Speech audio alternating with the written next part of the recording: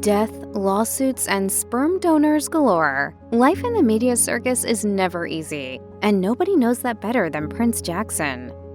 Prince Jackson grew up as one of the most famous celebrity children of his time, but his father, Michael Jackson, did his best to shelter him and his siblings as much as he could. The late singer was notorious for covering his children in masks and face coverings when they were young in order to maintain their privacy. Following Michael's death, Prince testified that his father had done this so that they could have a normal childhood. That didn't last long, however, as Prince soon began to be recognized as a public figure. His childhood became a media circus of dodging the paparazzi and trying to understand his father's incredible legacy. Navigating his celebrity status also meant filtering out opportunistic people, something Prince says his father taught him at a young age. Recalling his father's words to him, he told the Los Angeles Times in 2016, "Trust no one. It sounds bad, but a lot of people are motivated by themselves." He said, "Don't trust someone just because it sounds like a good idea. Do your research. There are a lot of people who want to interact with us just because of who we are." The world seemed to stop all at once following the news of Michael Jackson's death in 2009. Just 3 weeks before his final concert tour was set to kick off, news broke that the Smooth Criminal singer had died of a heart attack after being found unresponsive in his Los Angeles home. The death was later revealed to be a homicide, and his doctor, Dr. Conrad Murray, was convicted of involuntary manslaughter for giving the singer an overdose of the sedative drug propofol. At the time of Jackson's death, Prince was just 12 years old, while his sister Paris was 11 and his brother BG was 7. The siblings were subsequently raised by their maternal grandmother, Catherine, who shared guardianship of her grandchildren with Michael's nephew, TJ. Catherine later relinquished the guardianship to TJ due to her old age. He remained in that role until the children's 18th birthdays. For me, I just want to do well for my uncle. Shouldering grief at such a young age couldn't have been easy for Prince, but it went on to inspire him in the future. As he told the Los Angeles Times, "The way I cope is incorporating him into my life in every way. From my company logo having little bits of him to using his metaphors and trying to follow everything he taught us. My brother and my sister, we've all coped differently. I've gotten better the older I get." Shortly after Michael Jackson's death, Prince was forced to relive the haunting final moments of his father's life all over again in court.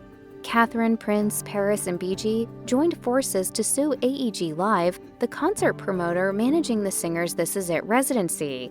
They argued the company was partially responsible for his death, as they had hired Dr. Conrad Murray, who the family claimed acted in the best interests of AEG and not Michael.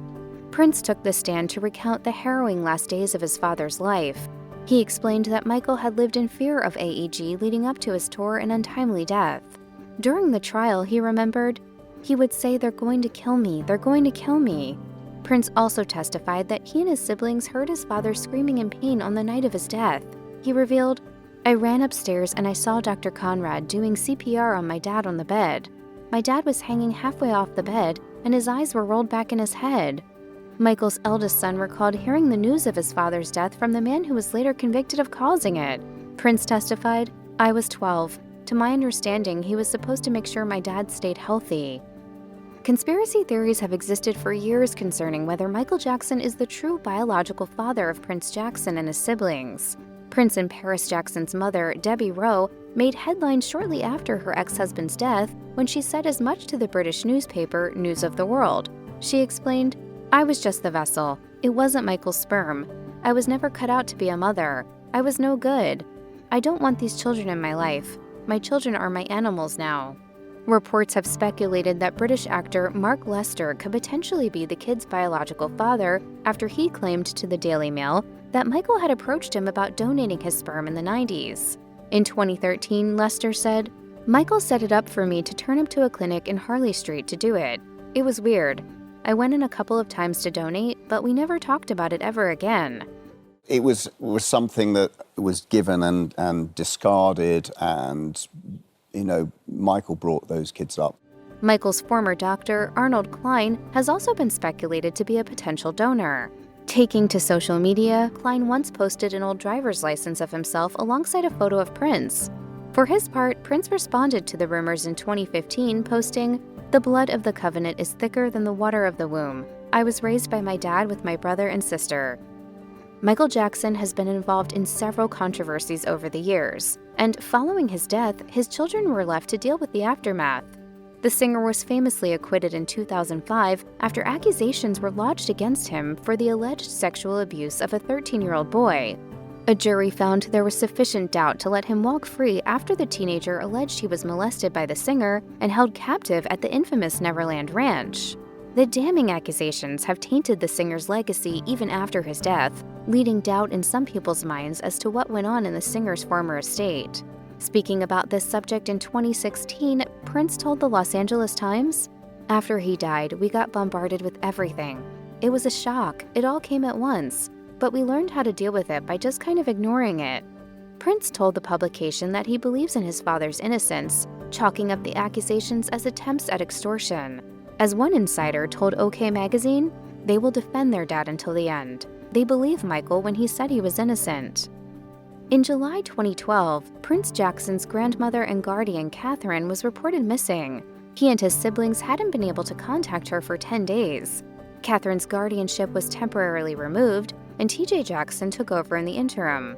I'm devastated that while I've been away, that my grandchildren have been taken away from me.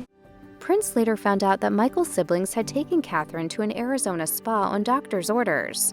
When Catherine returned home, she was unaware that her grandchildren had no idea where she had been. Prince tweeted at the time, "I'm really angry and hurt. Although I'm happy my grandma was returned, after speaking with her, I realized how misguided and how badly she was lied to." Jermaine Jackson took to social media following the confusion, sharing that he and his siblings had only obeyed what a doctor had advised. He wrote, "It dismays me that such an alarmist missing person report has caused unnecessary anxiety among Michael's children, who will understandably react to what they misunderstand, hear, or are told." Prince and Paris Jackson are incredibly close, but the two siblings haven't always been on the best terms. Reports of the pair being at odds started surfacing around 2013 when rumors emerged that Paris had grown close with their mother, Debbie Rowe. This came years after Rowe had alluded to the press that Michael was not his kid's biological father and that she didn't want to have a relationship with them. A source told Us Weekly at the time, "Prince feels Paris is betraying their father by getting close to Debbie. Paris and Prince fight all the time." The insider also claimed that Prince doesn't refer to Rowe as his mother and instead calls her "that woman." The fight surfaced around the same time that Paris attempted suicide, which she later told Rolling Stone had been the result of dealing with depression, anxiety, and constant public scrutiny. Despite media speculation, however, there's been no evidence suggesting that their fights had anything to do with Paris's suicide attempt.